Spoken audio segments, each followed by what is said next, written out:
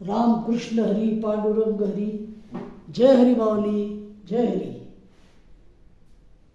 माऊली. आज संत तुकोबा महाराजांचा अतिशय प्रसिद्ध आणि गाजलेला अभंग आपण समजून घेण्याचा प्रयत्न करूया.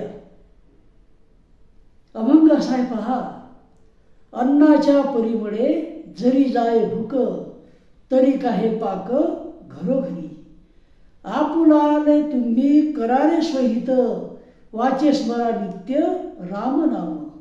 देखोनी जीवन जरी जाय तान, तरी का साठवण घरोघरी.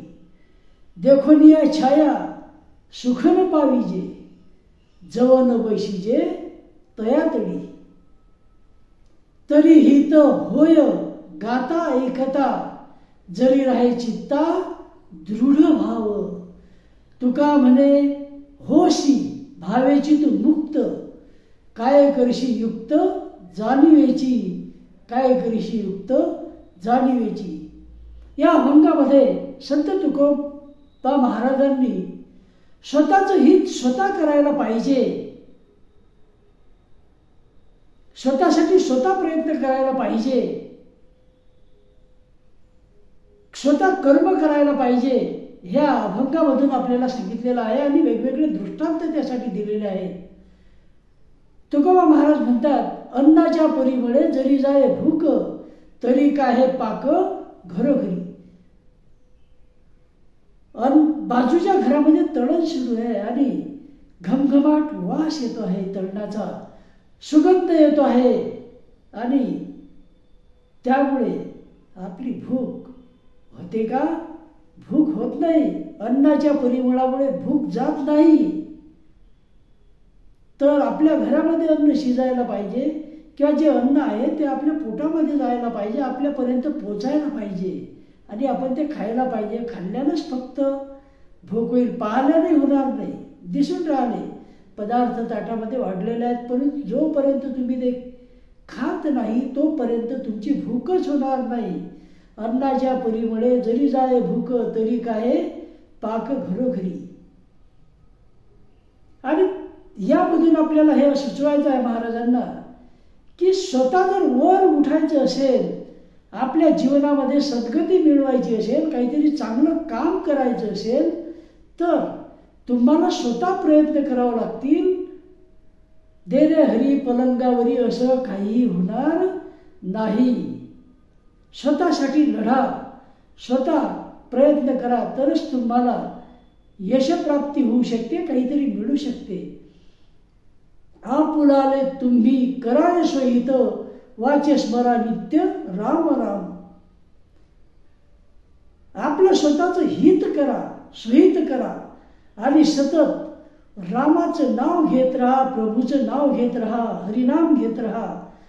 त्यातच धन्यता माना आणि कर्म करत राहा, चांगलं कर्म करत राहा. हे तुकोबा महाराजांना म्हणायचं आहे. देखोनी जीवन जरी जाय तान, तरी का साठवण घरोघरी. पाण्याला पाहून जर तहान झाली असती तर घराघरामध्ये पाणी साठवून ठेवण्याची गरज नसती. एक वेळा एखाद्या भांड्यामध्ये पाणी भरून ठेवलं आणि त्याच्याकडे पाहिलं की सर्वांची तहान झाली. परंतु असं होते का? असं होत नाही. पाणी हे पिल्यानंतरच आपली तहान होते आणि त्यासाठी मग घरामध्ये साठवून ठेवावं लागते पाणी पिण्यासाठी. त्या देखोनी जीवन जरी जाय तान, तरी का साठवण घरोघरी. पाण्याला पाहून तहान होत नाही, पाण्यापर्यंत जावं लागते आणि ते प्यावं लागते, त्यामुळेच आपली तहान भागेल. तसंच हरिनामाचं महत्त्व तुकोबा महाराजांनी सांगितलेलं आहे, कर्माचं सुद्धा महत्त्व सांगितलेलं आहे. तुम्हाला जर काही बनायचं असेल तर स्वतः करावं लागेल, प्रयत्न करावं लागतील. आणि ईश्वर भक्ती जर करायची असेल तर राम नाम वाचेनं स्मरावं लागेल, भक्तिभावानं ते स्मरावं लागेल. तरच आपली वाचा शुद्धी होईल आणि मनाचं शुद्धीकरण सुद्धा होईल. देखोनी छाया सुखन पाविजे, जवन बैशिजे तयातडी. जोपर्यंत आपण सावलीमध्ये जाऊन बसत नाही तोपर्यंत आपल्याला सावलीचं सुख मिळू शकत नाही. उन्हाळ्याचे दिवस आहेत, दुपारची वेळ आहे आणि रणरणत्या उन्हामध्ये आपण रस्त्याने चालतो आहोत.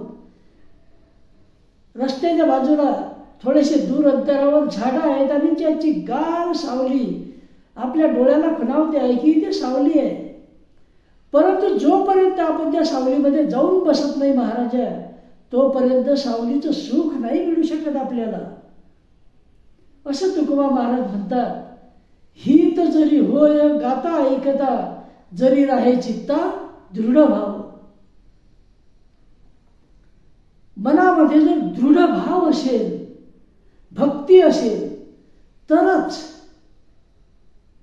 ईश्वराचं नामचिंतन केल्याने, ऐकल्याने, गाथा वाचल्याने आपलं हित होऊ शकते. नाहीतर मग पोथीमध्ये बसलेले असते, पोथी सुरू असते आणि आपल्या जांभया देणं सुरू असते. कधी कधी आमच्या गावामध्ये पोथी लागायची श्रावण महिन्यामध्ये आणि मग मुगाच्या शेंगा असतात त्यावेळा मुगाच्या शेंगा ह्या बाया आणायच्या आणि मुगाच्या शेंगाचे दाणे दुसऱ्या दिवसाच्या भाजीची सोय करायची. इकडे पोथीवाचक पोथी वाचायचा, निरूपण करणारे निरूपण करायचे आणि मग असं सुरू असताना ह्यांचे शेंगाचे दाणे काढणं सुरू असायचे. तर त्या पोथी होईपर्यंत यांची दुसऱ्या दिवसाचीच नाही तर 2 दिवसाची भाजी होईल एवढे दाणे काढून व्हायचे. आणि मध्ये मध्ये बारीक आवाजात थोडंफार बोलायचे सुद्धा मागे बसलेले असले ते.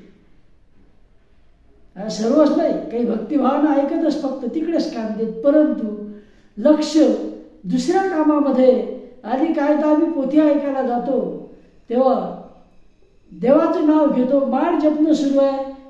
अरे तो बैल सुटला रे, अरे ते केलं का, तो हिशोब झाला का, त्याचे पैसे आणले का, आणि शिव्या सुद्धा काही लोक त्यामध्ये देतात. त्या काय करतो आपण? त्या अशाला भक्ती होईल का? नाही. तर जर आपल्याला भक्ती करायची असेल, नाव घ्यायचं असेल ईश्वराचं, तेव्हा गायन करत असताना त्याचबरोबर ईश्वराचं नाव ऐकताना, भजन कीर्तन ऐकताना आपलं लक्ष तिकडे असलं पाहिजे, आपला दृढभाव असला पाहिजे. ज्ञानेश्वरांनी म्हटलेलं आहे, अवधान ऐकले दिजे. श्रोत्यांना हे म्हटलेलं आहे ज्ञानेश्वरांनी. ज्ञानेश्वर महाराज म्हणतात काय करा, अवधान द्या, लक्ष द्या. तुमचं अवधान जर माझ्याकडे असलं तर नक्कीच मी तुम्हाला काहीतरी सांगू शकेल. आणि लक्ष नसलं तर काय सांगता येईल? सांगताच येणार नाही. आणि म्हणजे बोलणाऱ्याने किती सांगितलं तरी श्रोत्यानं जर ग्रहणच केलं नाही तर शेवटी त्यामधून पहिला शब्द ऐकला जाते, मधलं काहीतरी ऐकलं जाते आणि दुसराच काहीतरी अर्थ काढला जातो. व गोळाबेरीज केली तर काय ऐकलं शून्य होते. पुढच्या वर्षी 30 पोथी आपण ऐकतो आणि नव्यानं ऐकल्यासारखं होते. सुरुवातीचा भाग, नंतरचा भाग आणि शेवटी काहीतरी समजते, पूर्ण काही होत नाही. म्हणून लक्ष दिलं पाहिजे, आपला दृढभाव त्या ठिकाणी असला पाहिजे. तुका म्हणे होशी भावेची तू मुक्त, काय करीची युक्त जाणीवेची. संत तुकाराम महाराज म्हणतात भाव महत्वाचा आहे. फक्त भाव जर तुमचा असेल ईश्वराच्या चरणी, दृढ भक्ती जर असेल तर तुम्ही मुक्त होऊ शकता. तुम्हाला ईश्वर भेटू शकतो, मनाची शांती भेटू शकते. तुम्हाला खूप मोठं असं ज्ञान असण्याची गरज नाही, युक्त जाणीव असण्याची गरज नाही, असं तुकोबा महाराज या अभंगामध्ये म्हणतात. तेव्हा तुकाराम महाराजांना या अभंगामध्ये सांगायचं काय हे आपल्या लक्षात आलेलं आहे. अन्नाच्या परिमळे जरी जाळे भूक, तरी काय पाक घरोघरी. अन्नाच्या सुवासानं सुगंधानं भूक जात नाही तर ती चाळवती उलटी. जास्त भूक लागते जोरात. हेच तुकोबा महाराजांना म्हणायचं आहे की स्वतः करावं लागते, तेव्हा कुठे आपण काहीतरी साध्य करू शकतो.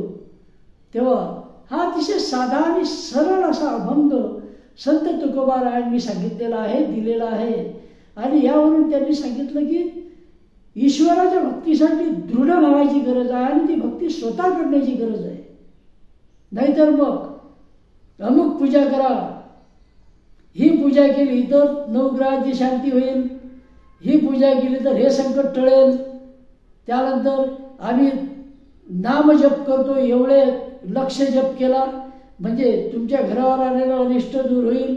आता अनिष्ट काय आलेलं असते, जो जप करतो त्याच्यावरचं अनिष्ट सुद्धा त्याला कधी कधी बरोबर नाही करता येत, तो नाही टाळू शकत.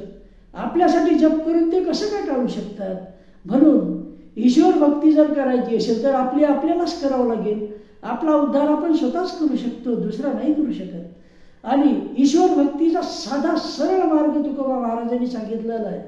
याच नाही, या अगोदर आपण काही अभंग पाहिले, त्या अभंगामध्ये सुद्धा महाराजांनी सांगितलेलं आहे की राम नाम, ईश्वराचं नाव हे सर्वश्रेष्ठ आहे. आचरण शुद्ध ठेवा, कोणाचं मन दुखणार नाही असं वागा. विनाकारण कोणी त्रास देत असेल तर त्याला सोडू नका, हे तुकोबा महाराजांनी सांगितलं. नाठाळाचे माथी हानुकाठी, ही भाषा सुद्धा तुकोबा महाराजांना माहिती आहे. परंतु विष्णुमय जग, वैष्णवांचा धर्म, भेदाभेद भ्रम अमंगळ, हे सुद्धा तुकोबा महाराज सांगतात. तेव्हा यामध्ये त्यांनी सांगितलं की भक्ती जी आहे ही स्वतः करावं लागेल, स्वतःचा उद्धार स्वतः करावा लागेल. त्यासाठी त्यांनी वेगवेगळे दृष्टांत आपल्याला दिलेले आहेत. तेव्हा असा हा 6 चरणांचा अभंग आपण या ठिकाणी पाहला. अन्नाच्या परिमळे जरी जाय भूक, तरी काहे पाक घरोघरी. आपुलाले तुम्ही करारे सोहित, वाचे स्मरा नित्य राम राम. देखोनी जीवन जरी जाय तान, तरी का साठवण घरोघरी. देखोनिया छाया सुखन पाविजे, जवन बैसिजे तयातळी. हित तरी होय गाता ऐकता, जरी राहे चित्ता दृढ भाव.